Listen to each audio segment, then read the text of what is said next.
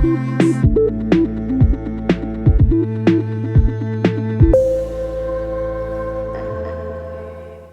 ditugu Eguzki Urteaga, Eusko Ikaskuntzaren izenean esan dugu haingontan, naiz eta zabala izan zure esparrua. Roberto Kerexeta, Eusko Jaurlaritzako Hezkuntza Saileko EIMA katalogoko liburuzaina, dokumentalista momentu honetan. Amaia Torrealdai, Mondragon Unibertsitateko UESiko liburuzaina. Eta Maite Lopetegi Eizieren itzultzaile itzultzaileen elkarteko Nordanor datu basearen arduradun partaietako bat. Hasteko eta behin eguna badoa, hainbat hausnarketa egon dira, hainbat kointzidentzia ere bai, nik uste, eztabaidaren bat ere bai tartean. Eta, nik hasi nahiko nuke amaieran izan dugun goizeko, amaieran esan nahi dut, Euskal Autoritateen lantaldearen aurkezpentxo hortatik, hau izan da lehenengo aldia euren burua agertu dutena baita ere hola publikoki, eta jakin nahi nuke ze hausnarketa egiten dezuen horren inguruan, ezta? Lantalde bat badago, lan bat eginda, horren berri ematera gatoz, eta hemen atera diren gabezia eta behar, eta hori guztien artean, zer iruditzen zaizue holako lantalde bat egotea. Hasi Maite nahi bazu edo Amaia, zu zeu. Hombre, entzuten da? Bai? Ez?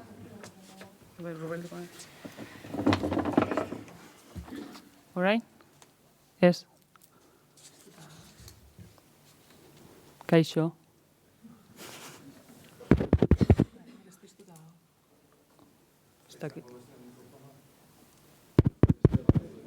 Orain? Bale. Hombre, zeire iruditzen zaigu maniri oso aberasgarria eta beharrezkoa batez ere, ez? Nik Mondragon Unibertsitatearen izenean nator, bibliotekaren izenean, azteko Torrealdai Y-koarekin. Hor geratzen da, oso aberasgarria eta beharrezkoa. Nik ikusten dutena da gure esperientziatik, ikusi dugun eguneran, zehar ikusi dugunan arabera, mugitzen garela, bakoitza dago bere mikromunduan, ez? Ditugu gure realitateak, gure egunerokotasunak, eta ari gara horretan ikusi dugu aldi batean baino gehiago ere ahal duguna egiten, ez? Arazoak sortzen dira eta arazoiei aurre egiteko gure irtenbideak bilatzen ditugu. Ze falta zaigu? Holako egitasmo bat. Nik uste beharrezkoa dela, helburu amankomun bat izatea eta horri hartzea eta jarraitzea. Guk adibidez momentu honetan ez daukagu inolako purismorik, ez inolako kontrolik esango nuke gure katalogoan. Orduan, holako gauza bat izateak asko lagunduko digu gaia berreskuratzeko, eta lantzen hasteko eta garbiketa bat egiten hasteko eta hori praktikan jartzen hasteko.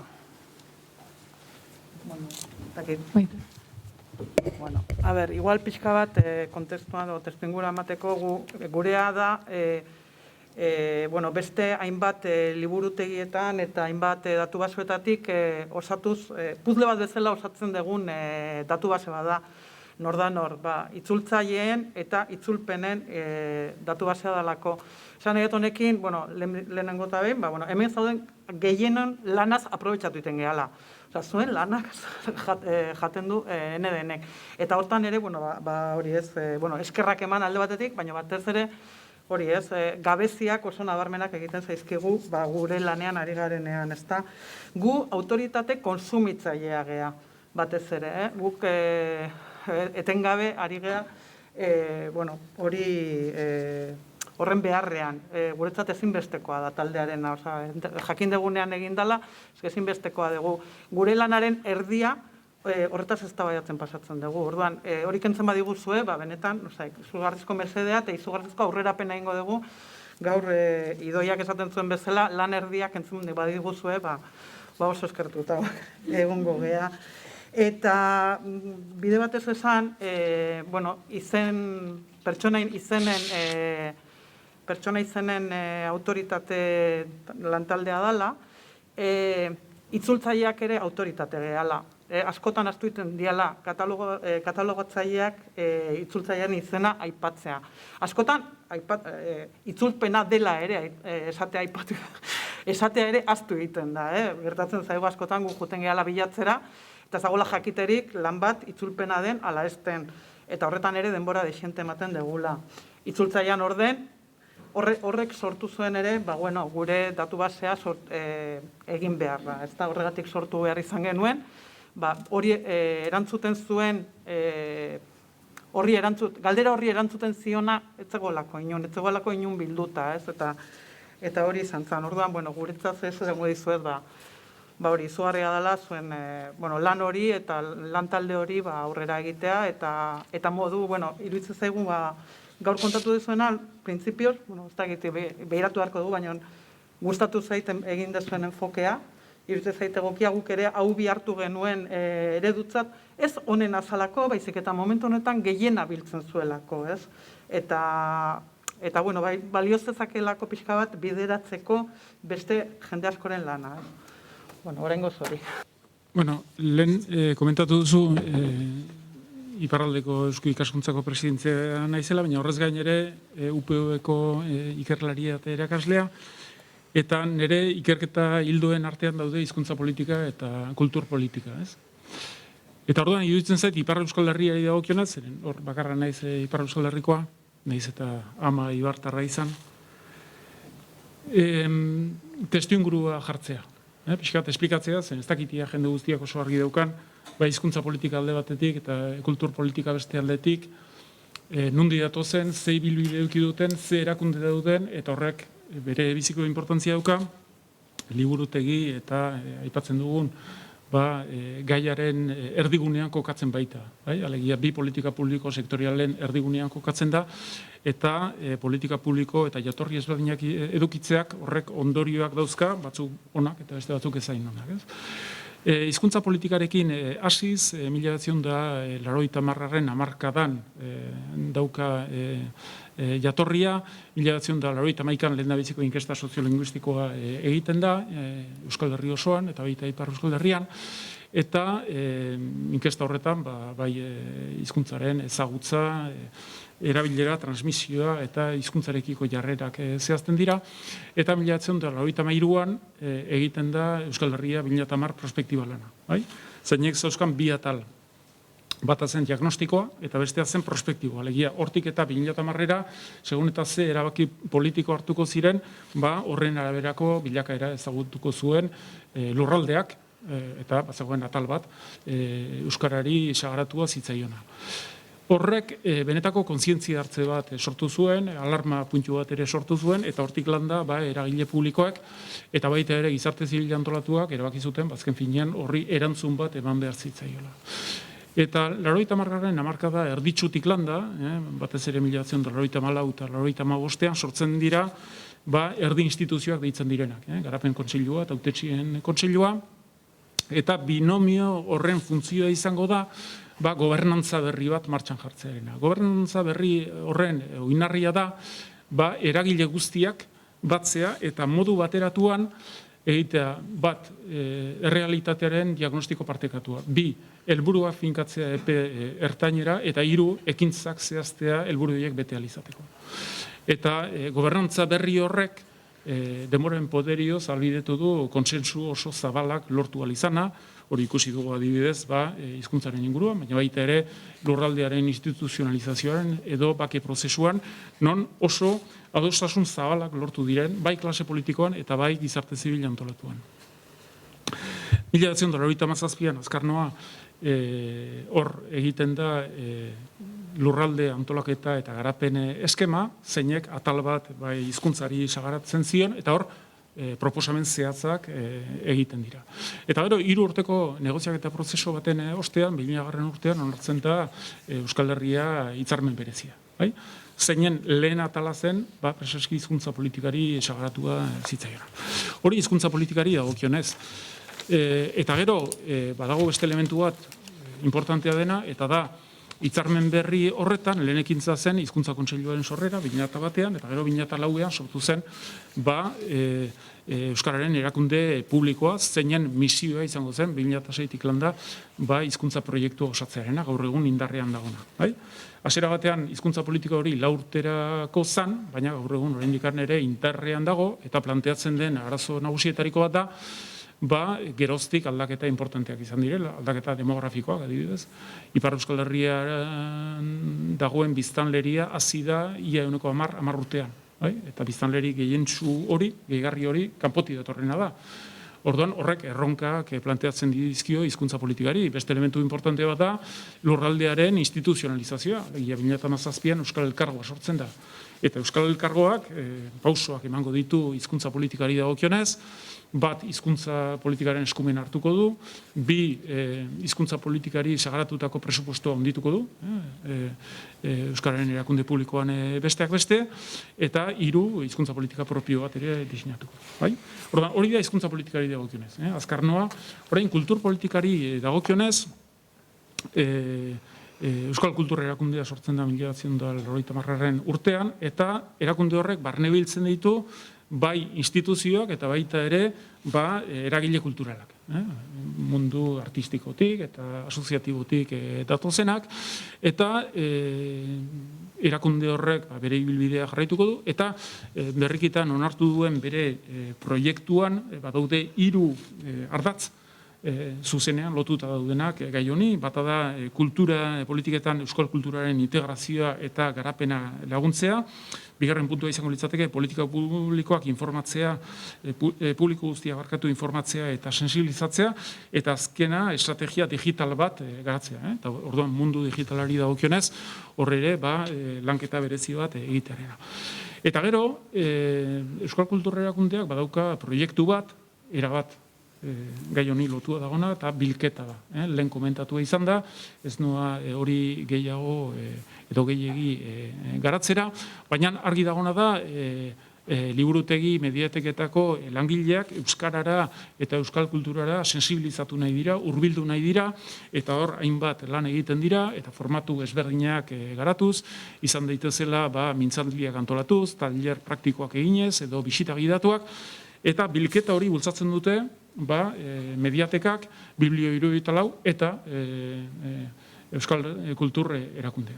Eta horren, Ipar Euskal Herrian dagoen arazo nagusietariko bat da, dauzkagula 2 politika sektorial, eta Euskararen inguruan hori problematikoa da, zeren alde batetik daukagu hizkuntza politika, Euskarari bideratu da zaiona, eta gero Euskal kulturari sagratuta zaion beste bat, eta orduan 2 erakunde diferente dira, politika publiko propioa dauzkate, eta orduan batzutan planteatzen da inkoherentziak daudela, disfuntzionamentuak daudela, solapamentuak daudela, koordinazio falta dagola, eta hori bereziki kezkagarria da, testuinguru batean non eskumena partekatua den, batez ere kultur politikari dagokionez, alegia ez dago instituzio bakar bat eskumen horren propietatea daukana, bezik eta estatuak, eskualdeak, departamentuak, emankomunitateak eta udalek daukate, eta horrez gain, ez da ipatu gai hori goiz honetan, baina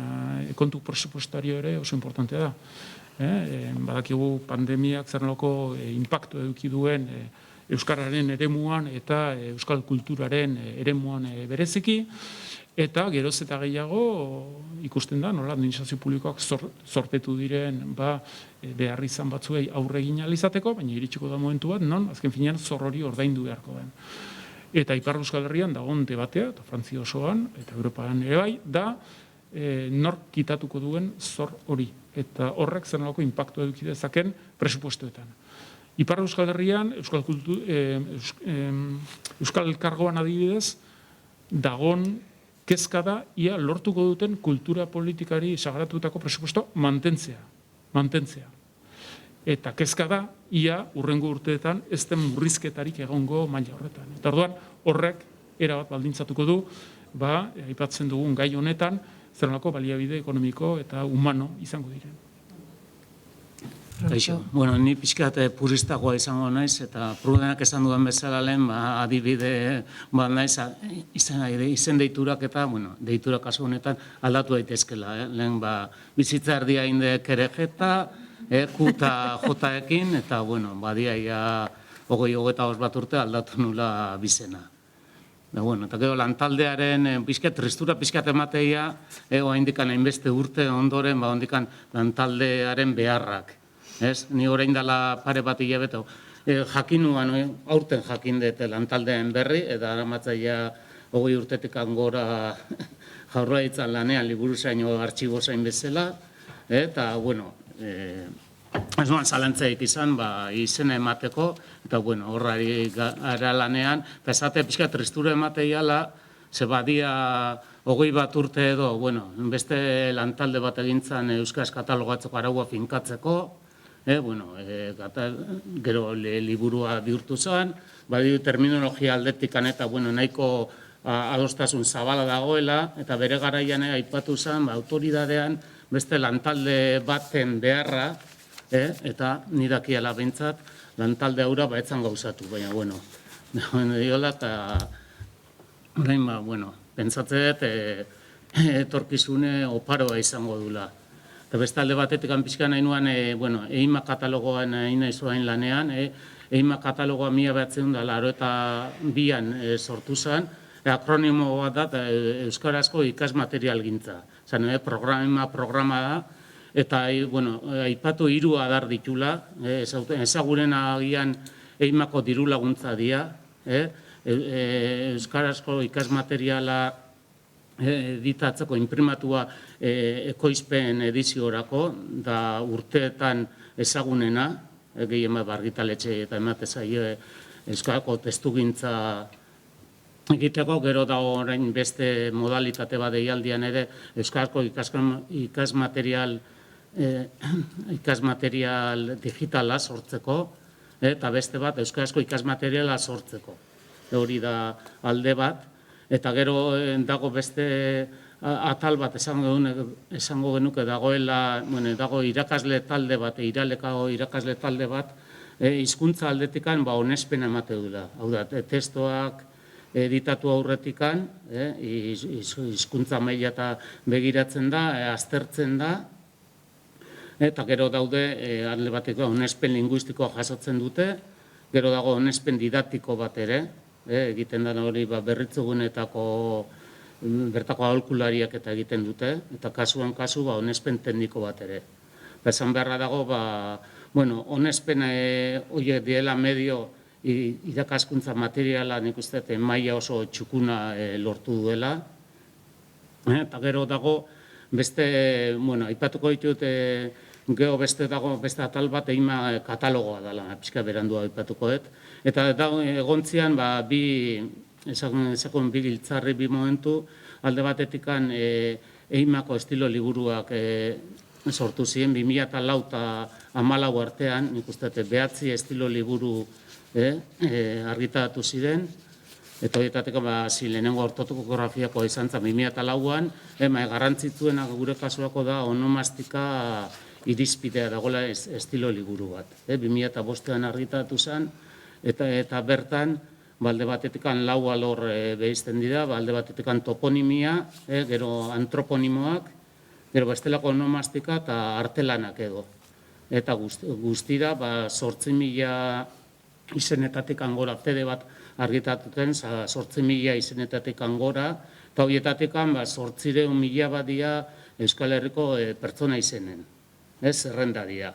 Lan hori egintzan Euskaltza Indiare arau eta gomendioak jarraituz gehien bat, nik uste asko bibliotekaekin elkarlanean egintzan, onomastikako batzorde bat sortu zen, berariaz, eta horietatik material gintzak, nik uste oso euskara aldetikan behintzat duina dela. Eta gero, esan behar, 2005an EIMA katalogoa sortu zala, eta arduratzen da euskarazko ikasmateriala bildu, gorde eta edatze da.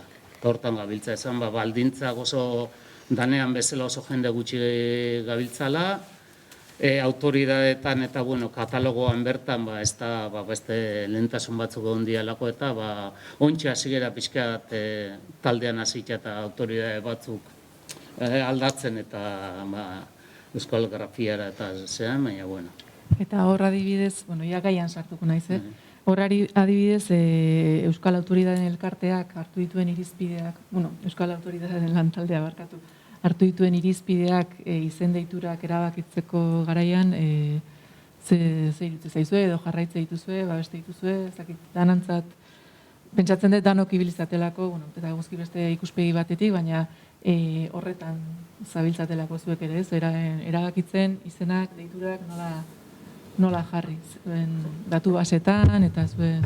Baina uste dut oraindik oso goiz dala, entzate lantaldea ontxe ezagutzera eman da, eta oizo ondikan goiz dala. Baina beraien teoria da euskalduntzea eta gero tradizioa eta erabilpena hartzen dituzte batez ere aintzat. Nik uste dut, gaur goizean egon diren guztiek hori izan dutela, esaten ari gehala denok, ez? Osa, denok gabiltza teoria eta hori, ez? Eta gero praktikak ze arazo emate dizkizun eta soluzioa bilatzera, ez? Nereak esaten zuen bezala, ez? Soluzioa bilatu behar dugu, soluzioa bilatzen dugu, aurrera egingo badegu, ez? Mikelek esaten zuen bezala, bestela geldirik egongo ginak, ez? Orduan, zentzu horretan irizpide horiek bai dira egokiak, ez? Ez dakit, baina ikusi beharko dela, esan guretzat niretzat ere berria da, eta, ikusi beharko dugu nola funtzionatzen duen, ez? Ikusi beharko dugu emaitza hori nola funtzionatzen duen praktikan, ez? Ez dakit ulertu duten galdera, Nahi nun bat, jakin batetik... Nik bioar labur, autoritatea soziologian da botere legitimoa. Bai? Kontua ez da egitura bat sortzea, baizik eta egitura horrek nahi dituen erabakiak hartu ditzazke, baina beti ere eraginkortasun bat edukiko dute autoritate bat, alegia botere legitimotzat jotzen bada. Bai? Batez ere ez baldin baduka izaera instituzionalik. Eta zazpi lurraldeen mailan ez du edukiko izaera instituzionalik. Orduan, hor planteatzen dena da, ze legitimitatea daukan, eta eragile guztiak zanolako legitimitatea aitortzen dioten. Eta gero, bigarren oharra. Iduritzen zait, lurraldetasunaren ikuspegia funtsezko elementua dela. Errealitate soziolinguistikoak diferenteak dira, errealitate politiko-administratiboak diferenteak dira, herritarren pertzepzioak eta onarpen mailak ere diferenteak dira, eta iduritzen zait, hegoaldetik ikusita gauza batzuk evidentetzat jotzen dira iparraldean inondik inora ez direnak. Bai? Lehen komentatzen zen hori adibidez, berrian adibidez zernolako eskuliburua erabiltzen duten, zernolako arauak finkatzen dituzten, eta hori hegoaldetik ikusita oso onargarritzat eta onartutzat jotzen da, iparraldetik ikusita zalantza askoz ere gehiago duzkat. Bai? Eta orduan iruditzen zait, lurraldetasunari egiaztasun bat eman nahi bazaio, eta hori ikusten dugu, bai alor politikoan, bai alor instituzionalan, baina baita ere Euskal Herri mailako izaera daukaten erakundeetan. Eusko ikaskuntzan ikusten dut. Iparraldeko presidente naiz, baina Euskal Herri osoko lehendakari ordea. Orduan, hor ikusten da, teorian bai, zazpiak bat, Euskal Herria nazio bat da, lurraldeten batasuna dago, baina gero hori praktikara ematerak orduan horratzen gera, tartea handiak daudela.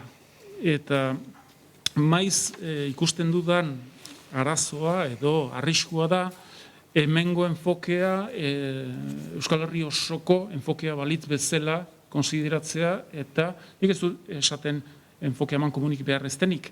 Esaten dudana da, lurralde ezberdinetako errealitateetatik ere abiatu behar da, eta errealitate horiek ere aintzatatu behar dira, nahiz eta helburua izan horiek transformatzea. Bai? Eta proiektu honetan ikusten dudana da hori. Alegia, lurraldetasunaren dimensio hori ez dela zeharo barneratua horrek dauzkan implikazio praktiko guztiei reparatu ezkero. Baina badago egitasmoaren barruan ordezkaritza hori, iparraldeko ordezkaritza dago eta hegoaldeko ordezkaritza dago. Hemen zenbat dira iparraldekoak? lau, bale. Proporzionalki egin zazue proportzioa, da ikusiko duzute zein, baina ez da hemengo berezitasuna bakarrik, Hain zuzen zuek lantaldean zaudete. Bai. Ez baina txalotzen dut hori. Gauza bat da, talde eragilean egon daitezken pertsonak, eta hor representatibitate bat bilatzearena. Horrek ez du esan nahi gero, horiek lurralde baten ordezkariak birenik, eta bertako gizartea maila horretan kokatzen danik. Hori diot. Zer azken binean, legitimitate bat aitortu behar bazaio, esan nahi du eragileak, errekonozituko diotela legitimitate hori, ala ez. Eta horren arabera gero edukiko duela inpakto konkreto bat egiten den erabileretan. Eta hor zalantza gehiago dauzkat. Eta horrek ez du esan nahi, iruditzen zait, ezinbesteko elementu badala, horrelako autoritate bat sortzea. Baina, ñabardura horiek aintzat hartuta. Nik uste lantaldean ja, iparraldeko partaideak egoteak garrantzitsua dela, abia puntu moduan, Eta gero, ez da entzuten, egotea iparraldeko partaideak lantaldean egitasmoaren ja hasieratik hori oso garrantzitsua da, abia puntu moduan. Baina gainera, nik uste dut ere aitortza hori guk eman behar diogula, profesionalok, hau da, horrekin lanean ibiliko garenok aitortu behar dugula egitasmo hori eta egitasmo horren erabilera. Ni pentsatzat ere nahiko lan eukiko gula hemen hegoaldeko liburutegi arloko beste hainbat eta hainbat liburutegi, ez dakit, konbentzitzen edo, bentsat gure arauak jarrai ditzaten ere, lan gehiago igual eukiko dugula, iparraldekoak eta gure ganatzen baino. Eta lehen, aipatu dira adibideak eta nahiko nuke pixkate adibide ona iruditzezat, beste autoridade bat, etorri aurretekan behiratu nuen aurreko astean, Juan Sebastián Elcano, autoridadea, Euskal Herriko 5 liburu esanguratzen eta bakarrean, Euskal Grafiaz bakarrean agertzen asko liburutegian, bai deustun Koldo Mitxelenan, beste asentzat, deustu Koldo Mitxelenan, haubin, oraindikan Erdal Grafiaz agertzen da.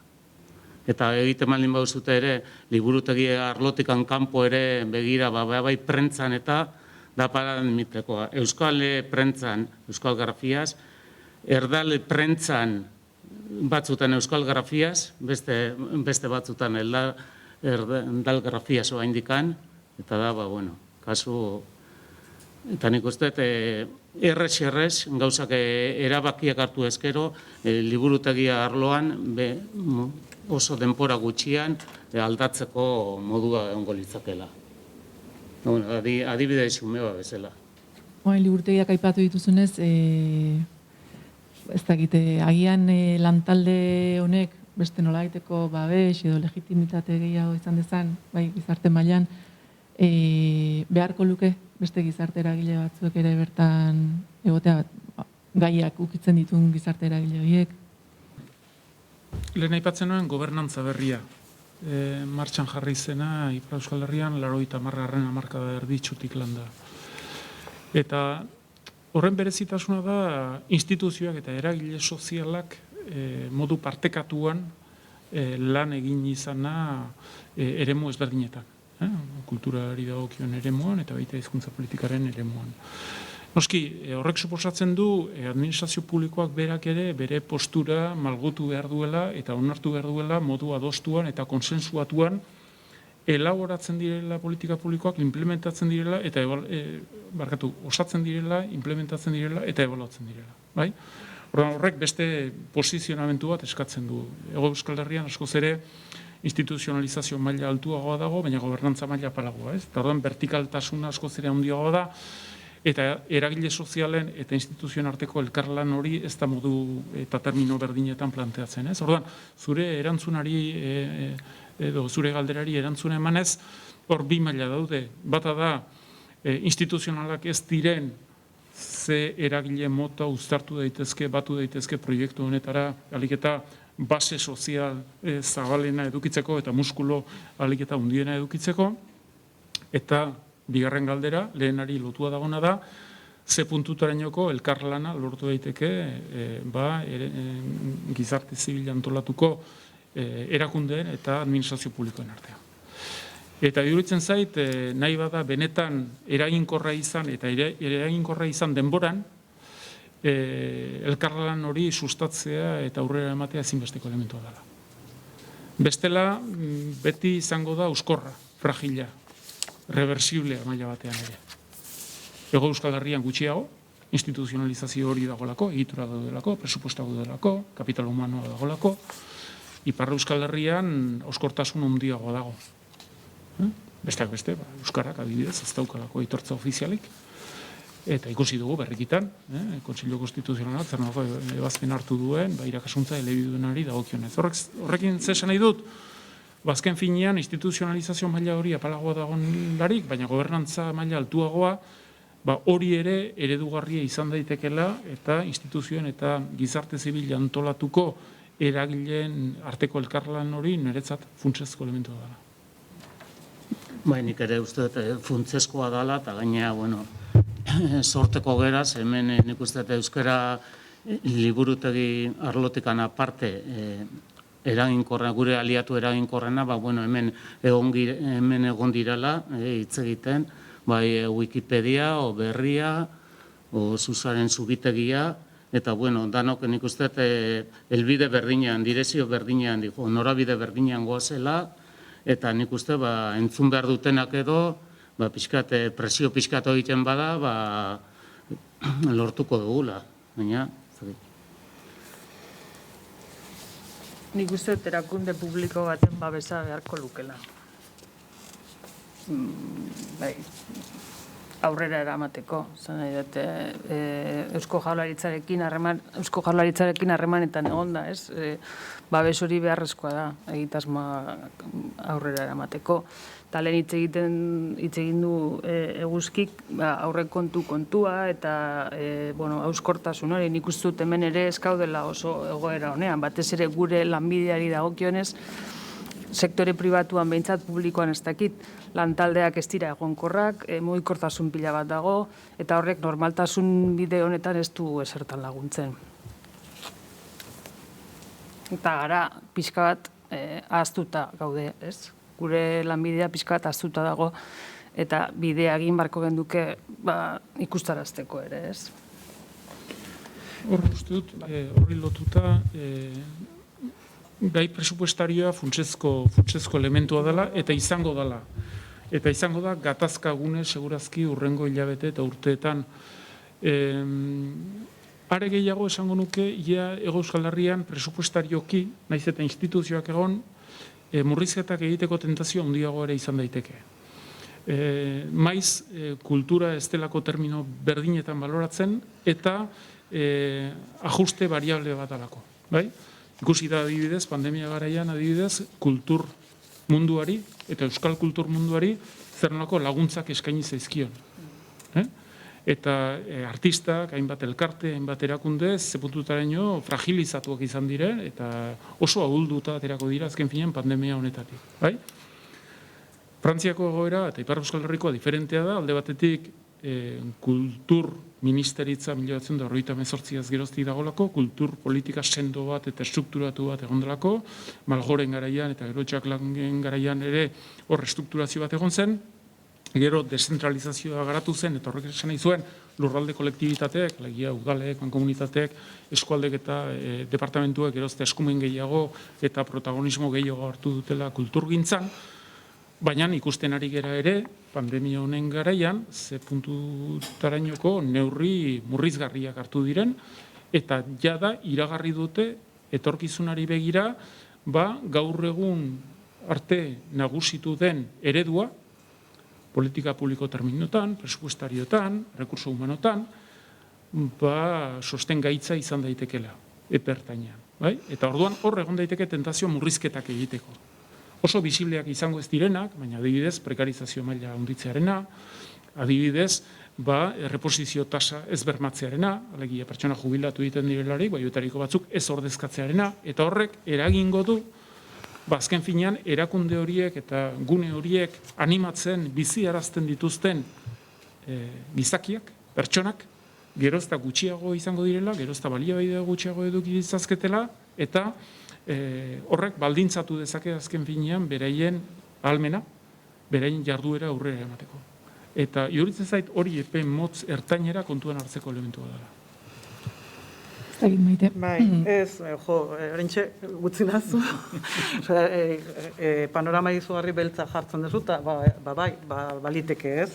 Hala izatea, eta bai, eta ez dut uste egoaldean asko zobeto gaudenik, kontuan izan da, daramagula, nik, kontzientzia dakatenetik, borrokan erakunde batzuekin, eta hori ez, ez dakit 10-15 urteren ondoren lortu Joan Albreten, bide batez utzi dazue, Joan Albret rebindikatzen talde bezala, Joan Albret taldea asko bultzatuta, lortu zen katalogazio arauak itzultzea. Ez sortzea, itzultzea, batetik. Eta, orain anekdota kontatuko eta eskegun hauetan preparatzen pixka bat hau, topatu nuena, guk geneukan arazo konkretu bat daukagu, ezta? Guk euskaratik itzulitako dokumentuak ere badauzkagu, ez bakarrik euskarara itzultzen dana, baizik euskaratik itzultzen dana, ezta?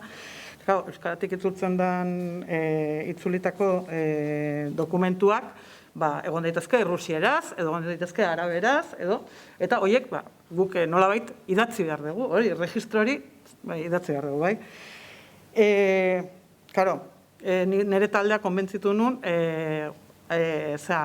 katalogazio arauak jarraitu behar genitula, ze hori izan, kanonikoena Euskal Herrian besterik ez dagoen bitartean, ez? Besterik ez dagoen bitartean, eta zorionez, badirudi badatorrela zerbait, baina besterik ez dagoen bitartean, hori izan. Jun ginen, kapitulu hortara, eta irakurriko dut literalki jartzen duena. Katalogazio kapitula iritsi ginean, tituloa jartzen zuen, transkribatzeko arauak, eta ohar batekin behian jartzen du. Eranskin hau, ez itzultzea erabaki da, euskeraz katalogatzeko ez delako baliagarria. Halaber, Euskadiko liburutegia edo dagokion erakundea abian jartzen denean, erakunde horrek proposatutako transliterazio taulak jarraituko dira. Beraz, Euskadiko liburutegiaren zai geratu behar badegu. Gu lanean jarraitzeko, ni nahiago dut oraingo sistemarekin. Bakoitzak gauden tokitik, gaur goizean erakutsi dugun bezala, jende pilo bat gaude, eta Mikelek esan duen bezala, autoritatea ematea badaukagu, nahi badegu, guk erabakitzen dugun taldeari, beste inor, ez badator, toki hori okupatzera, ez? Eta ni, desde luego, presnago, jende honi, ze behar zaitu dugu, hori, batez ere horregatik. Bale. Azkenean, ikusten da beste behin ere Euskalgintza abia puntua non dagoen, ez? Norberaren borondatean, norberaren denboran, eta pentsatzen dut olariko zatela denak lantalde horretan. Hori da bide bat, hasteko bide bat, beti izan dena, ezagutzen duguna, eta horrek egia behar duela, maite zuk esaten zenun, babes hori behar duela, ez? Bai zuena, eta bai agian gero goragotik, beste babes bat. Ez dakit aldertat, bai. Iruditzen zait, badagoela nozio bat oso importantea, eta da, excepzio kulturalarena. Kultura eta hizkuntza politika sailburuak, entrevista bat eman zion egunkari bati, non esan zuen kultura zela edozein jarduera ekonomiko bezalako aktibitate bat. Bai? Eta uste dut ez dela horrela. Frantziak 1984an, 1985an GATT negoziatu zelarik, eta gero OMC bilakatu dana, introduzitu zuen excepzio kulturaren nozioa. Excepzio kulturaren nozioak esan nahi du, kultura ez dela edozein jarduera ekonomikoren antzekoa, baizik eta berezitasunak dauzkala. Eta horrek bi gauza suposatzen ditu. Bat, babes juridikoa, bi laguntza ekonomikoa. Eta esango nuke euskararen eta euskal kulturaren eremuan are gehiago zergatik, hizkuntza gutxitua dalako, kasu batzutan aitortza ofizialik ez daukalako, eta beste aldetik bere merkatua oso txikia eta mugatua dalako. Orduan, horrek egiten du ezinbesteko excepzio kulturala, nozio hori benetan kontuan hartzea. Eta hori aplikatuko balitzaioke, liburutegien eta mediatiken eremu horrek izugarrizko impulsoa suposatuko luke. Babes juridiko hori edukiko lukelako, eta gero finantzamentu hori bermatu izango litzatekelako. Eta iruditzen zait oso arriskutsua plazaratzen den diskurtso bat, zeinek esaten duen, azken finean edozein jarduera ekonomiko dela, eta orduan oferta eta demandaren arteko ekilibrio bat aurkitu behar dela, zer gertatzen da horrek balio du kultura dominanteentzako, baina gutxitu dauden kulturentzako dena dago galtzeko, edo asko dago galtzeko, eta gutxi irabazteko. Beraz, iruditzen zait, erregulatzailearen aldetik, legislatzailearen aldetik, eta administrazio publikoaren aldetik, badagola ardura bat, baina horrek suposatzen du, ardura horiek dauzkaten arduradun politikoak, eta horrari naiz sailburuaz, hori argi eduki dezaten. Eta entrevista horretan esan zuen horrek, gero atzera egin zuen, baina ez zirudien bide horretatik zijoanik. Eta iruditzen zate, excepzio kulturalen nozio hori, kontzeptu hori, baina baita ere hori egikaritu egin behar da, eta praktikara eman behar da, funtsezko elementu da. Zagit, beste zerbait erantzi nahi zuen, gaur zerbait gauza asko esan dira hemen, ikusi da gai oso transversala dela, ez? Eremu asko ukitzen dituna eta denetan dago behar hori, beste hainbaten artean, baina behar hori ere badago. Alde hortatik, bueno, hemen gehienok liburutegian inguruan bilduzeate, eguzkizu ikuspegi igual zabalagoa daukazu, nola ikusten dezue etorkizuna, ze etorkizun izan dezake, ze bide izan dezake honek? Nik gaur goizean begiratu dut, eta guk gure katalogoan dauzkagu 79.991 autoritate egilenak eta guztiak gazteleraz esango nuke. Orduan, erronka handia daukagu aurretik.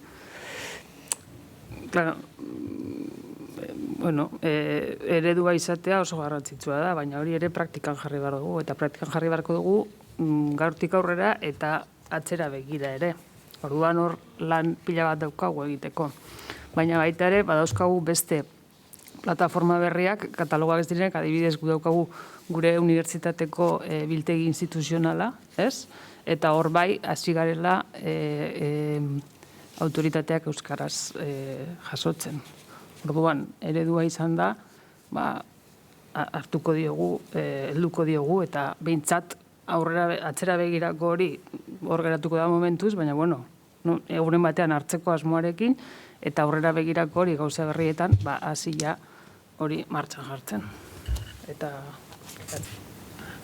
Ni pentsatzen lantaldea, lana badaukola hemendikan guztio jubilatu arte eta gehiago. Asmoa, bete nik uste alegina bai izan dela administrazioan laguntza eta sostengua bilatzea, eta hortan ere jarraituko aurrentzean, baina ikusitea orain arteko erantzuna, taldeak aurrera egin beharko dugula, entanontzako lana badagoela, guztiontzako, eta gero bakoitza bere katalogoetan eta bere liburutegietan, pixka planteatu, birplanteatu orain arte zer egindan, eta pixkat ahaztea bakoitza gauza asko ere egin daitezke, itxoin gabe lantaldeari, eta askotan ezjakintasunatikan, esan zela, eguneko lanak ere iristen gaitu guztio, behintza da pixkate planteatu, reflexionatu, eta katalogoa euskera pixkat ikusgarritasun gehiago ematea, autoritateen katalogoak ezinbestekoa ikustet. Eta, ikusikia lehen jarri duten Elkanoren adibide horrekin, pixkat ez dakit eskor gehatzen naiz, baina, Bai, laburki bada ere, 6 puntu azpimarratu nahi dituzke batez ere iparraldeari zentratua, baina baita ere mugazindiko perspektiba barne biltzen dutenak.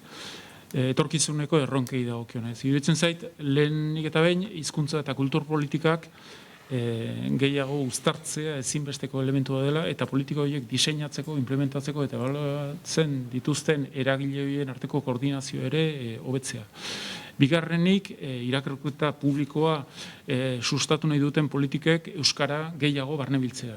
Hegoaldean errealitate bada, nahiz eta oraindikan gabezia dauden, Ipar Euskal Herrian badago oraindikan lan asko egiteko, eta euskara eta euskal kultura maila batean ere bigarren hizkuntza edo bigarren kultura bat bezala konsideratua da. Hirugarrenik, eremu horri dedikatzen zaizkion baliabide humano eta ekonomikoak handitzea, zeren argi dagona da, eragilerik gabe, profesionalik gabe eta baliabide ekonomikorik gabe, nekez aurrera egingo dela. Laugarrenik izango litzateke gizarte zibil antolatuaren eta instituzioen arteko elkarlan hori areagotzea, sendotzea, sustatzea. Bosgarrenik lurraldetasuna gehiago aintzat hartzea eta mugaz egindiko lankidetza sustatzea, sendotzea. Eta hor daude instituzio batzuk, adibidez, Euroeskualdeak, adibidez, finantzamentu aldetik eta itortzaren aldetik eukidezake zer esana, adibidez, horrek barne biltzen ditu, Akitania Berria, baina baita Nafarroa eta baita ere Euskal Autonomia Erkidegoa, beraz, hor izan daiteke gune bat, instituzionala dana, pluri eta interinstituzionala dena, zeinek aitortza bat eskaintzeaz gain, finantzamentua ere eskaintzen aldian horrelako proiektu bati. Eta gero, azken puntua, lehen aipatu duena, excepzio kulturala benetan aintzat hartua izan dain, eta batez ere politika publikotan plasmatu dain.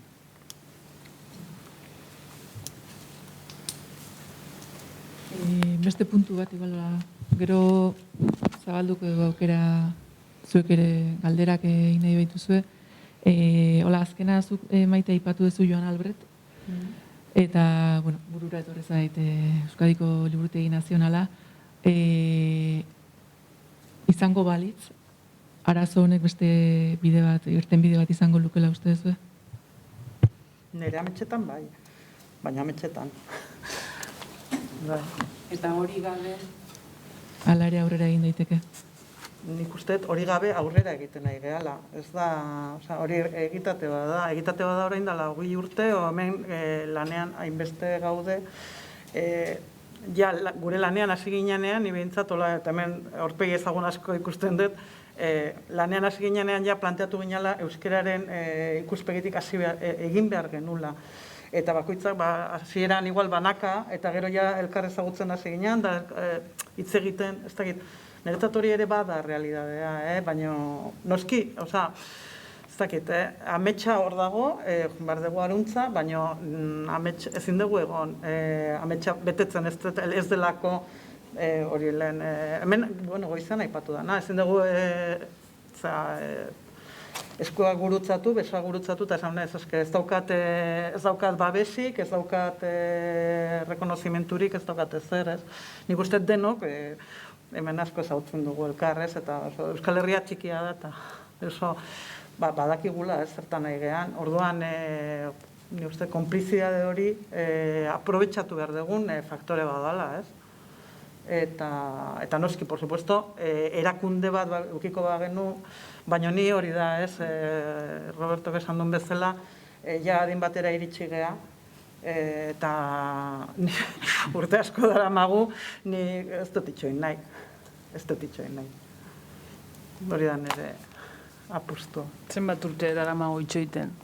Ez dakit, 2007ko legean aipatzen zen, 2007, eta 2008 batean, gauz. Biblioteka Nazional asko ditugu izen desberdinekin, baina, bueno. Hori da.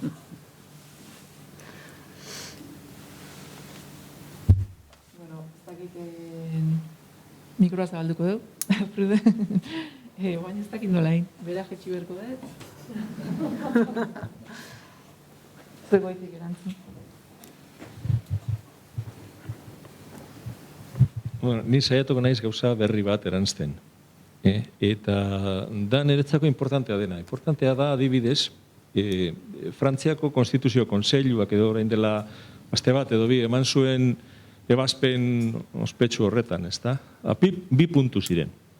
Bata zen, hezkuntzan murgiltzearen kontra, eta hori da batez ere gure artean astoramentua sortu dena, eta benetan importantea hori da, noski.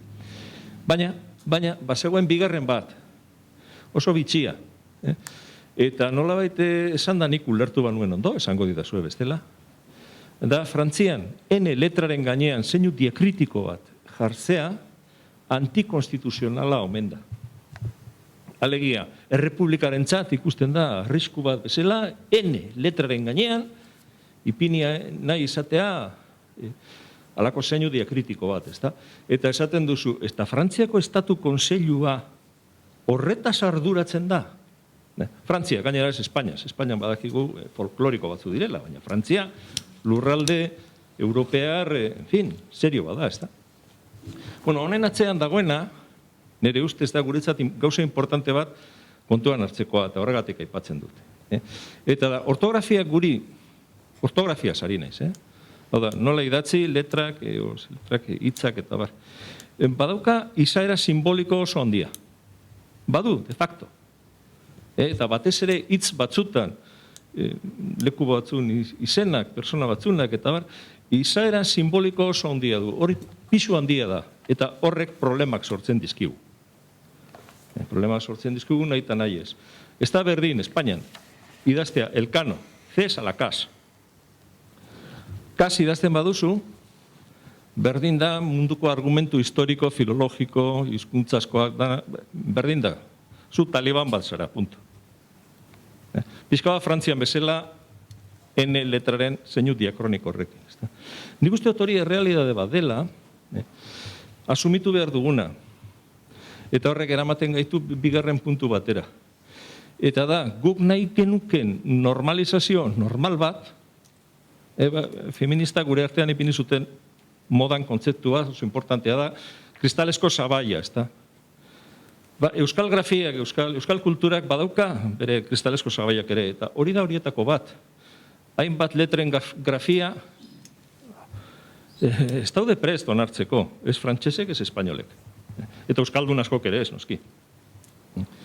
Orduan, behar badanik goizean aipatu dut gauza bat, nire interbentzioan, eta utzi dut hor, ez da. Eta behar bada, nahiz da intelektualki tontokeri bat izan, baina behar badagu zentratu behar gara puntu batean, eta esan, bueno, utzi gaitzazue bintzete euskal testuetan euskal grafia erabiltzen. Eta behar bada hori utziko digute. Baina guk esaten badugu elkano, euskal deitura badela, euskeraz idatzi behar dela, Shakespeare inglesez idazten dan bezala, berdin. Edo Lope de Vega gaztelaniaz, berdin, edo Cervantes. Ez digute utziko. Eta behar bada, bintzat, esan behar duguna da, bueno, baina gutxienez utzi gaitzazue gure getoan, gure euskal testu horietan, erabiltzen. Eta behar bada, hola, nahiz da gure subordinazio negargarri hori aitortu, pues behar bada, horretan utziko digute pixka bat. Baina kristalesko sabaia, hor dugu, eta askotan horren kontra esaten dugu. Nahi dugu instituzio baten babesa. Eusko Jaurlaritza adibidez. Bueno, ez dugu izango. Ez dugu izango eta kitxo. Orduan behar bada saiatu bergara malguak izaten. Hori da nik momentu honetan daukadan iritzia. Urte askoan ez naiz izan iritzi horretakoa. Baina momentu honetan iritzi hori daukat. Aldan egin dezago. Eskerrik asko. Nire ikustet zerbait komentatu nahi zula. Nik beste elementu bat gehitukote aldatzeko gaiza, bestela beruz jungo gara, suizida hoengo gara, eta bai. Eta iritzizat, batuaz, iritzizait oso interesgarria Wikipediarekin egindako elkarlana. Ze zuen lana ezagututa zeintzu fitxa egin dituzuen, gehienetan guk ezin duguna egin, hartu hitz bat, aztertu zeintzu forma dituen eta zei bilbide ekin duen eta erabaki zein dan euskarazko forma egokia, ez da, duina. Hori guk ezin dugu egin, horrelako talde batek hori lan guztia egitea, ez da, izen bakoitzarekin eta 200, gero 400, 600, ez da, izen batera iritsi ahal izango diran, baina hori Word fitxetan ikustia, aber gero nola sartzen dan mundu digitalean. Ze ez dugu izango inoiz Biblioteka Nazional bat, eta Biblioteka Nazional Espainolak, edo frantzesak, ez dute agian hartuko, agian bilketak badauka bide zuzena Frantziara heltzeko, eta agian Renok lortuko du Library of Congressera heltzea. Baina bien bitartean zintzuk tresna daude hori sarean eskuragarri izateko. Ez dakiunok iristeko autoritate formal olakoetara. Hau bi ez dugu onartzen, edo onartzen, ez dut onartzen, parkatu ez da hitza. egokia da, baina ez dauka zenbaki lehen esan duguna, ez dauka zenbaki olakorik. Biafen ez gara egongo. Orduan, bueno, Wikipedien Wikidata hori erabiltzea, pena da galderrez egotia hemen, ze ustot, badala modu bat, autoritateen egitura, ez nabila forma, ze forma ja taldeak ematen du, baina estruktura hori lortzeko, estaturik edo Biblioteka Nazionalik gabeko modu baten, ez? Ez da ondo azaldu duten esan nahi dudana, baina erizten zait elkarlan oso interesgarria autoritate talde batek, autoritateen formak erabakitzen ari dan talde batek egin alduena Wikidatarekin. Wikidatak lotzen duelako autoritate guztien mapeoa, ez da egiten duelako. Ulertu zait? Bai, oso. Esatea, ezin dugu erabili arazo tekniko bategatik. Ze arazo teknikoa da. Que no hay una URL permanente. Punto. Bueno, igual hitz egin behar dugu hori lortzeko. Ze lan egina dago, eta nik ez dut esango hori izango dela un caballo de Troya y un troyano, baina bada, erakunde batek, instituzio batek mantentzen duen datu base onartuta da, guztion artean onartuta dagoen datu base bat. Gainera da, guztion artean elikatzen ari garen datu base bat. Eta esatea, ezin dugula erabili URL-a permanentea ez delako, en fin, ¿qué queréis que os diga? Bai. Ez que oso, benetan, barregarria da, txiste bat da. Esango bagenu, ez que datu base hori ez dela existitzen, baina egon badago. Gu elikatzen ari gara datu base hori. Zuek, gaur goizean, gustatu zait diskurtsoa, oso diskurtso posibilista egin dugulako. Arazo baten horrean, punk, zer egin duzue? Irtenbidea bilatu. Guztion artean, irtenbidea bilatu. Arazo baten horrean ez gara geldi geratu. Zer egin dugu? Irtenbidea bilatu. Bale. Gatzena egina daukagu. Datu base hori existitzen da. Behar baldin badugu, arazo tekniko bati horre egin, joan gaitezen katalogora, haizu, zer egin behar dugu arazo tekniko hau konpontzeko. Ze gainera bada, beraiek onartutako datu basea indarrean jartzeko. Ez dakit, baina oso irtenbide simplea da, aurrera egiteko. Ez dakit,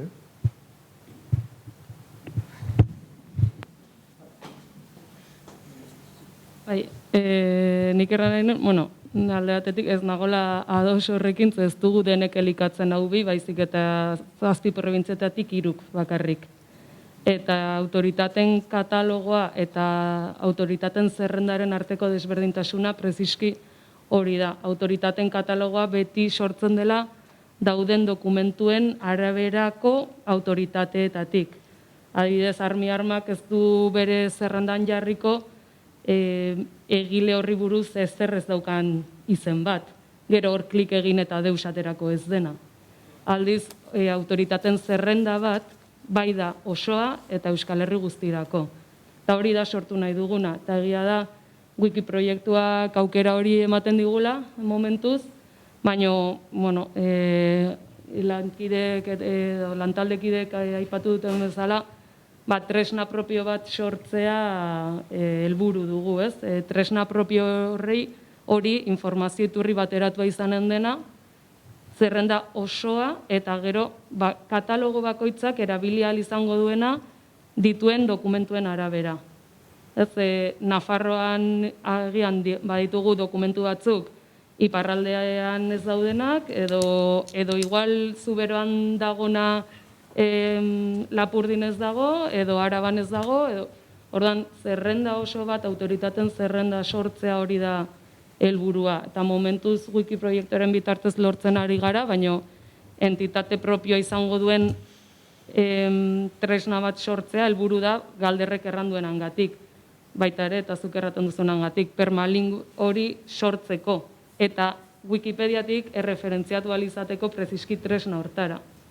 Ez Wikipedia tresna bezala edo informazio iturri bezala izateko, baizik eta izateko berezkoa dugun tresna bat, eta denek hortara permalinko horiekin lotura egin alizateko. Hori, alde batetik, aipatu nahi nuen, zuek kontatzen zinutenaren arira, bai, bukatzen dute ja, gelditu zait, hor pixkat zilintzen, errandu zenean iparraldeko jendea ere badago proiektuan, eta erran nahi nuen, ez da iparraldeko jendea ere badago proiektuan. Eske, Lapurtarren eta Gipuzkoarren arteko konbertsazio batetik sortu zen proiektua. Orduan, ez da iparraldere dagola, baizik eta sorrera bera iparralden egontzela. Eta gainera, iparra eta egoa kontzeptu horiek osotasunak izango balira bezala, egoera oso desberdinak daude, euskaratik ere bai Zuberoan, bai Lapurdin, bai Nafarroan, bai Araban, bai Gipuzkoan. Orduan, osotasun bezala erratea egoalden ez dakitzer, iparralden badakitzer, ez dakit sobera erakusten duen benetazko errealitatea, ez? Errealitate desberdin haunitz daude euskaratik ikusita probintziaz probintzi, inkluso probintzi barruan ere bai. Imaz hori aipatzeko.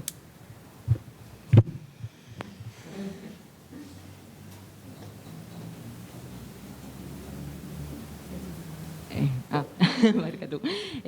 Bakarrik esan nahi nun, alde batetikan autoritateen katalogoan erabiltzen dugun marka estandarra badago paralelismo handia Wikidatan erabiltzen diren propietateekin, eta, bintzat liburutegian batzutan egiten dugun, eta erabili lantzen ditugun gure katalogorako datu horiek bideratu Wikidatara, eta gero horiek ere ikusten dira biafen. Eta, ondo dagoela trebatzea, saiatzea, eta tresna horrekin. Posible da zer komentatzea, bai. Bi puntu, lehenengo molak legeari buruz. Dakizuten bezala molak legea onartu zen, gero 71 diputatuk errekurritu egin zuten artikulu bat finantzamentu ereduari lotua zena, baina ondoren Kontseilu Konstituzionalak erabaki zuen lege osoa bere osotasunean ebaluatzea, eta horren ondorioz aipatu dituzun bi artikulu horiek bertan geratu ziren. Justifikazioa da, artikulu horrena da, molak bera diputatu bretoia da, eta bretoiera hizkuntzan elementu diakritikoak importantzia daukate, eta aspaldidanik eskakizun bat zen, eta horrek arazoak eta gatazkak sortzen zituen tribunaletan batez ere izenak jartzerakoan, eta orduan horren inguruan gatazkak zeuden, ebazpen judizialak egon dira, eta orduan aspaldidanik bretoi mugimendu kulturalak eta linguistikoak egiten zuen eskakizun batzen, eta horren ondorioz molak diputatuak bere legean artikulu bat horri dedikatzea erabaki zuen. Ez eta egia den, behin eta berriro, Kontseilu Konstituzionalak konstituzioaren bigarren artikuluari erreferentzia egiten dion, bertan bera uztea hizkuntza gutxituen aitortza, ez? Bigarren artikulu hori sartu zen 1992an, eta hasiera batean, exzepzio kulturalaren diskurso hori mantendu zen. Alegia, justifikazioa zen frantses hizkuntza babestea ingelesak zeukan geroz eta influentzia handienaren aurrean. Eta kontua da, behin eta berriro, Kontseilu Konstituzionalak erreferentzia egin diola artikulu horri hizkuntza gutxituen aitortza suposatzen zuten edozein lege proiektu edo lege proposamen bertan bera uzteko, eta baita ere, hizkuntza gutxituen Europar Karta ere ez ratifikatua izateko. Orduan, elementu hori oso importantea da, baina horrek erakusten duena da ere zer nolako glotofobia dagoen. Philippe Blanchet lagunak asmatu den kontzeptu horrek, bere biziko importantzia eta indarra dauka Frantzian oraindik gaur egun ere. Eta gero lurraldetasunari dagokionez, nire gurasoak hegoaldeko dira, ni iparraldean jaio naiz. iparraldean bizi naiz, baina hegoaldean lan egiten dut. Astero pasatzen dut asterdia hegoaldean eta beste asterdia ipar Euskal Herrian. Argi dagoena da, esaten duzuna egia da, alegia lurralde eta azpi lurraldeetan diferentzia daudela. Nafarroan adibidez, ez dauka zer ikusirik, Nafarroako iparraldeko zonaldea edo hegoaldekoa, eta ipar Euskal Herrian ere, Siberoa eta Lapurdiko kostaldean diferentzia daude. Baina hego Euskal Herrian ezkerraldea eta Goierrin artean dauden diferentziak bezalaxe. Behin hori esan da, ukaezina da, badaudela historia diferenteak, badaudela legislazio diferente bat, politika publikoek ere zerikusirik ez daukatela hainbat eremutan, eta hori kontutan hartu behar da, naiz eta helburu izan hori egin ditzea. Ordan, iparraldeko eragileak proiektuaren sorreratik horri izatea elementu klabea da, eta oso importantea da. Nik gehiago ari nintzen gizarteen, pertzepzioen eta jarreren mailan. Eta hor bai, onartu beharra dago, diferentzia daudela. Lurralde propio bakoitzean dauden bezalaxe. Baina horiek ere aintzat hartu behar dira. Alegia ezin dugu esan, edo pentsatu, bai guk daukagun ideario baten arabera, nazio batena eta lurralde batasunarena, hori errealitatearekin erabat bat doala. Ez da horrela. Eta hori egingo bagenu, akats bat egingo genuke. Eta hori nik maiz ikusten dut, Eusko Ikaskuntzaren baitan adibidez. Bai? Eta ni horren aurka borrokatzen naiz, egunero. Ikusten dudalako, maiz nahi eta egin gabe ere, evidentetzat jotzen direla elementu batzuk lurralde propio bati dagozkionak edo evidenteak direnak Goierri batean edo Gipuzkoan, baina hori egia da, edo ulergarria da, onargarria da sozialki eta instituzionalki, baina agian ez da beste toki batean. Nafarroko hegoaldera baldin bazoaz, ezin duzu diskurso bera mantendu. Onarpen sozialari dagokionez diot, Naiz eta helburua hori izan, baina realitate batetik abiatu behar da. Orain gaina bide ematen dit bi gauzak lotzeko, bai Fernandok esan duena eta bai Eguzki izan da. Hor, Renoko liburutegia bertan egoteak bai ematen dio, ez? Nolabait ikuspegi zabal hori, eta gainera, horrek nolabait erakusten digu zergatikan ez den aski hau bin ikusgai egotea, edo hau bi izatea gure datu base nagusia eta bakarra. Nik uste oso garrantzitsua dela orain arte egindako lan hori ikusgai egotea hor, hau bin, ikaragarrizko mesedea egiten du gainera nik uste, baina ez da aski. Nahi baldin badegu, eta pixkate guzti esatuna, hoi zabaldu, ikuspegi hoi zabaldu, eta ez bakarrikan zazpi probintzioetan gelditzea, behar da zerbait autonomogoa. Nolabait tresna propio bat, eta egia da igual momentu honetan autonomia erkidegoak lortuko genukela nolabaiteko finantziazio bat edo zerbait egonkorra horri usteko, baino hau bi izateak nik uste ez diola erantzuten besteok izan ditzazken beharrei. Naparro batek izan ditzazken beharrei, eta iparraldeak eta gaina Euskaletik kanpo ere izan daizke Euskaletik kanpo eduki daitezken beharrei euskal autoritate horiek atxikitzeko. Tresna propio batek bai eskiniko luke, nik uste ziurtasun bat, modu autonomo baten funtzionatzeko. Hau bi izatea gure datu base nagusi bakarra eta etorkizunean hori bakarrikan egotea euskal autoritate horiek, ez dakit, nik uste kondenatzea izango izateke, kondenatzea, osea, iztea proiektua. Baina ez da gutxi. Claro, ez que, a ver, eta gaur goizean posibilistak izan gara, eta erakutsi duzue. Orduan, etorkizuna llega bitarte horretan zer egiten dugu. Nik bitarte horretan daukadan bideak erabiliko nituzke. Eta hau bide on bat hori egiteko. Eta dagoen arazo bakarra momentu honetan urrats txiki hori emoteko zeba gaude. Edo ez dugu urratzik emoten, edo, zera, eunera llegatzeko, ziko gara, 10% ez? Eta 10% hori oso erreza da. Bueno, bestea lortu bitartean, egin dezagun hau, oso erreza da. Eta nik esaten dudanean, guk elikatzen ari garela datu base hori, ezke egia da, guk elikatzen ari gara. Nortzuk katalogatzen ari gara, bueno, kasu honetan pentsatzen ari naiz bai, Euskadi mailan, baina nortzuk ari gara hori elikatzen. Gu, Galderrek esan du beste gauza bat, bai, esan dau, Wikipedia berez ez da autoritate bat. Osea, horrela zira. Agian de facto bai, baina berez ez da. Hau bi bada. Ez Euskal Herri osoan, baina bai Euskadin. Y copiar y pegar está de moda. Osea, administrazio batek egiten baldin badu, albokoak zergatik ez du egingo Nafarroako gobernuak begiratu, aizu bat, zergatik ez dugu erabiltzen.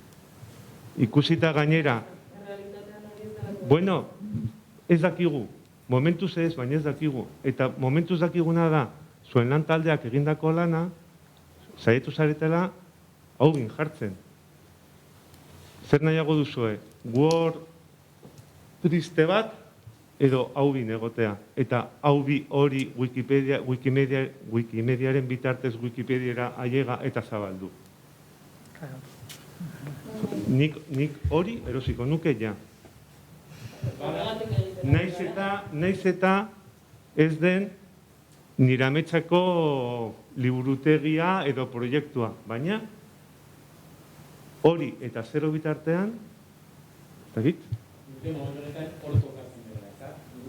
Hau dara, zuk ere dezuna hortara iritsi bargera, da bidea eta momentu honetan proiektuan ikustet fase horretan dagoela. Dagoela, hau bin dagoela. Hau bin eta gainera Wikipedian bai, proiektu bezala. Orduan, hori ja badaukagu. Bai? Posibilitatea bai. Hau bin dago. Bai, baina ez dago Wikipedia. Wikiproiektuan bai. Hori da, orduan, orain da, gehiago egin dezakegu? Tresna propio bat sortu dezakegu permalinkarekin eta, bueno, ze behar da? Hori da, nik uste, Nik uste, zuk esan dezuna, eta zergatik ja, hori ja badaukagu. Ez, nolabait, hau da momentu hori.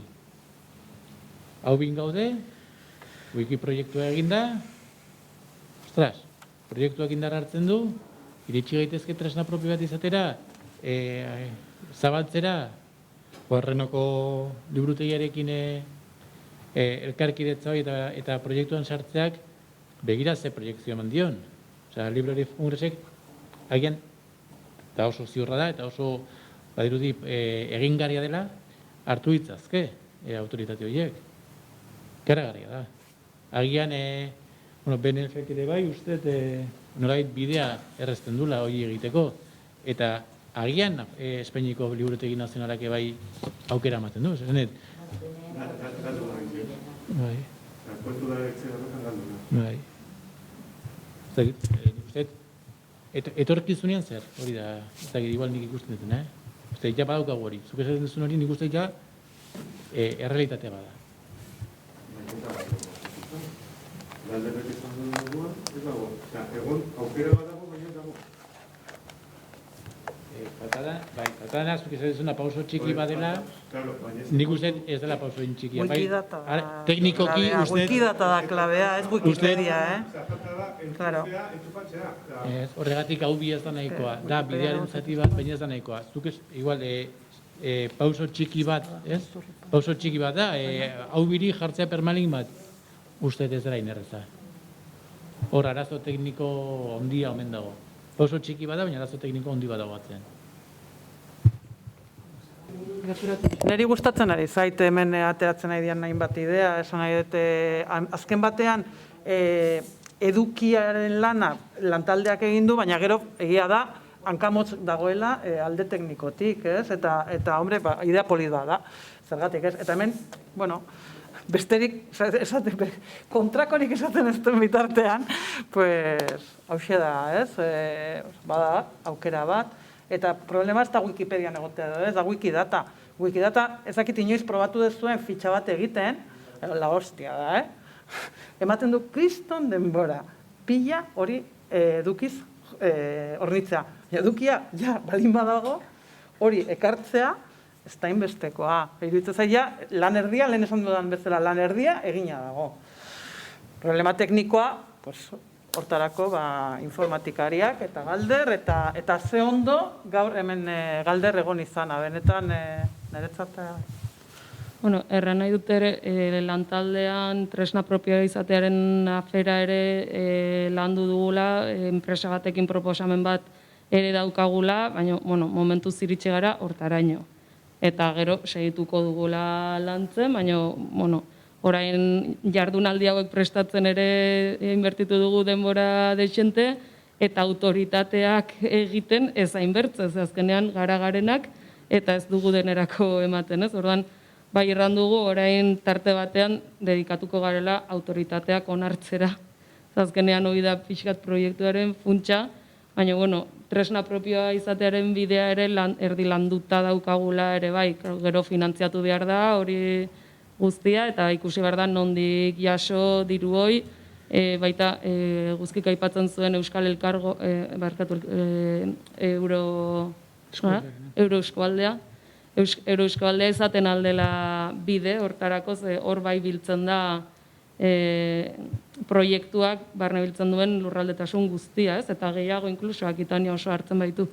Baina bai izaten alda bide bat eta jorratzeko dugu, baina, gara garenak, jende gehiago batu nahi badu, badakin on gauden, gaurtik aintzin, eta bai, iritsiko garela, ez? Punto batean, gainera gaur nahiko argi gelditu da tresna propio horren beharra, ez? Eta liburutegi nazional batek batenpean egongo bagina, Joan Albretek egindako bideari pixke jarraikiz, are hobeago, ez? Baina, aipatu nahi nuen jakin dezazuen, hortan ere badagola lantaldea. Finantzamentuari dagokionez, Euroeskualdeak badauzka konbokatoria arruntak, baina gero badaude beste proiektu batzuk Euroeskualdeak estrategikotzat jotzen dituenak. Bai? Ordan hor badago lanketa bat egin behar dena administrazio publiko ezberdinekin eta Euroeskualdeko ordezkariekin, baina aitortza hori lortu ezkero, horrek esan nahi du azken finean, proiektu estrategiko horrek badaukala aitortza bat eta finantzamentu bat gutxienez 3 urterako. Eta horrek denbora ematen dio egikaritzeko, estrukturatzeko, indar bat hartzeko, behar baldin bada ekipo tekniko bat ere osatzeko eta bar, eta hori izan daiteke esparru eta dispositibo, mekanismo egokia, alde batetik lurralde guztiak batzen dituen berez autoritate badalako, eta orduan horrek aitortza bat emango liokelako, eta beste aldetik finantzamentu bat ere bermatuko liokelako, eta horrek auspotuko liokelako, azken binean proiektu hori egikaritzea, eta orduan aspektu teknikoak, eta baita beste aspektuak ere lantzeko, eta batez ere erantzun bat emateko. Ni bakarrik komentatu nahi neban, oso interesgarria iruditzen zaite lantaldiarena, baina bebai, gaur egun kontuan hartu behar dela bebai semantika, hori ez da hitz egin agian, ze ontxe ja lan egiten ari da, ez bakarrikan autoritateak sortzea, baizik eta baita jakitea adibidez, bururatu zaite Etxeberria, izan daiteke abizena, baina bebai, Eibarrenak hau diseinatzaile bat Etxeberria ditzen dela. Eta hori makinak ulertu behar da. Orduan, autoritate kontrol hori edo lantalde horren lan bat ere kontuan hartzea bai semantika, sartu behar dela, eta ontologiak eta hori dana. Eta, lan handia dagoela oraindik anitza, sin más. Nahiko nuen, ala ere, egun osoaren ondorio bat atera. Ez gira lantaldeko kideekin hitzartu, baina ausartuko naiz, barkatu. Etorriak ginen gu, alare egun untara galdera bat zuekin. Zuekin partekatu naiz, orai arte bizi izan dugun esperimentazio edo, esperientzia hau guzia. Eta nahi zuen, nola erran, iardupitzeak eta nahi ginituen entzun, ikusteko guai zer egiten ginuen. Aintzina segitu, ez, hola, ez hola, Eta hortaz, iduritzen zait, aski argi dela denek gauza bera ikusten dugula, eta bai behar bat badela, eskaz bat badela, eta behar hori erantzuteko lan hori neok ez duela egiten uai artean. Salbu lantalde horrek erran dezake, baina uai artean bestalde ez duela haubik adibidez ez du egiten, badira gauzak, badirenak hor direnak, baliagarri direnak, baina ez osoki behar hori erantzuten dutenak. Gero, proposatzen dugun hori, goizuntan aurkeztu dugun gure lan taldearen belan hori, duritzen zait oroak onartua dela, ekimena bera alde batetik, eta lan metodoa ere bai, eta aski plazerrekin entzun ditugu, adibidez berrian erabiltzen diren izpideak edo lan moldeak Wikipedian ere bai, eta hitzitzat oroak, hori dela gehienik ateratzen dena, lehenbiziko gauza bai eskalduntzen ditugula izenak, eta bai ere kondutan hartzen dela, zakit, errealitate soziolinguistiko bat, tradizio bat, erabilera, nahi den bezala aipatzen da bena. Hori guzia, zentzu ona, undarrian. Eta molda daitezkela lege nagusi batzu olako kontu batzuekin. Beraz, gero geditzen da lan talde horren legitimitatearen kontua.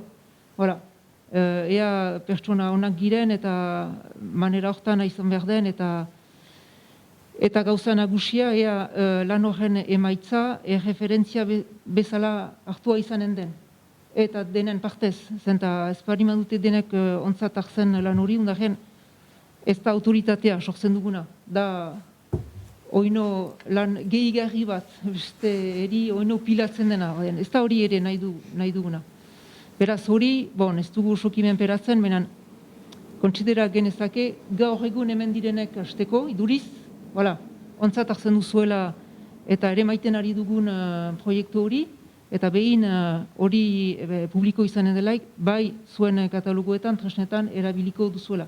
Eta horrek bai emaiten dauku legitimitate bat. Hola Nikola konprenitu dut hasteko. Beraz, hemendik eta orai zer, gure ikuspuntutik hasteko orai zer. Pentsatzen dut bai segituko dugula, lantaldeak abiatu duen guzi hori aintzina segituko duela. Beraz, baditugu olako leho izigarri luzeak gure bizi guzirako baditugu, nahi badugu. Izenak arautzeko, gure irizpideen arabera eta oro, eta hori bai segituko dugu. Eta argi gelditzen da beste galdera hori, nola ze tresnetan eskuragarri bihurtu lan hori guzia. Hene duriko ez da trenkatzen ahal hori gaur egun, badira epe desberdinerako gauzak ere egiteko. Egiten alda zerbait gaur egun ditugun tresnekin, ez da erokeria, uste dut hau bi erabiltzea, jadanik bada, hor badira baliabideak, erabiltzagun, normal iduritzen zait. Eta barkatu aztu zait gauza importante bat, legitimitate kontu hortan. Zein da instituzioen erakunde publikoen tokia. Argi da, normalki, ideala litekela eta instituzio guzien, bai iparraldean, Nafarroan. Eta hemen ere izaitea hoien babesa eta gehiago ere bai, haien baliabide guztiak hemen eskutan izaitea. Momentuko ez da hola, berba egun bat ez bai, ez dakigu. Baina nadosniz, erraiten delaik berdugula aintzina segitu. Ez gira beha egonen aintzina, goenburia sentsuratzen, ez baititugu baimen guztiak izan. Uste dute hola funtzionatu dugula guai artean eta jo aintzina. Beraz, momentuz guazen hola. Eta aldugu momentuko, behin eta nahiz, beharrezkoa izanez profesional komunitate guziaren, ez dakit, onarpena, gero behar izanen direlaik baliabide gehiago, momentu untan baliatzen dena da gure denbora, gure lan denbora. Eta horrekin aintzinatzen gira. Baina momentu batean, behar dira sartu, ez dakit zomat 1.000 euro tresna baten, berri baten sortzen, hor beharko dugu beste babes bat, beste laguntza bat. Eta sekula joan behar da diru laguntza eskatzera eta euro eskualdeari, haiek galdeginen dute, nun dira eta nun dira instituzioak. Beharko da argitu haien eta tokia eta parte hartzia. Momentu batean galdera hor izanen da argi. Ez dakit, hori beste momentu baterako galderak. Beraz, momentuko erten dena duguna da aintzina segitzen dugula, uste dut onartua dela, gure lantaldearen lana, denendako baliagarri dela agerian dela, eta beste itzordu batzu ere izanen dira. Pentsatzen dut, beste momentu batean ere, zoen aintzinera, ez dakitzen moldetan, etorriko girela aurkezteko zartan giren, eta ere zein diren gure galderak, zein diren norabide edo zenario desberdinak agertzen direnak, tresna propio hori da zentrala, eta orduan ere aipatzen alko dira berba zehazkiago zein diren aukera desberdinak eta ditugun posibilitateak eta ez ditugunak ere, agian. Ni gauzoa nahi nuen aipatzea, lehen nire komentatu denarik ulertu dizu fitxak egiteko edo, ez dakit zailtasunako ikuste zituzula, eta nik uste edozen profesional gai dala, guk egiten dugun fitxak egiteko. Eta, animatu, bertsolarian arloan eta, aldiatu ona izan zaitezka xenpelarrekoek, bertsolarian eta fitxak egiteko. Adibide bat jartzearen. Baina edozein profesional da, nik ikusten gai dala autoritateen fitxak egiteko. Nik uste gaur atzerapenekin, baina nahiko ondo bukatu dula azkenian. Mila esker danoi, unea etortzagatik, zailtasun eta traba, badakit batzuk etxean gelditu diala, ala beharrez, egoerak hola behartu ditulako. Eta, esan oso eskertuta gaudela, bai lantaldea, eta bai hau antolatzen ibiligan elkarteak, Asnabi, Alde, eta bai una komediateka eta bilketa, eta danai eskerrak baita ere zuei bai inguruan parte hartzera etortzagatik. Plazer bat izan da, eta nik uste dut hemendik, abia puntua jarri dela, lantaldea zautzea eman da, zer egiten ari dian, eta, ukitu ditugu esparru oso desberdinak, ikusi da bide bat daola denentzat, eta, eman dezala bere frutua zionek, eta aurrea, animo.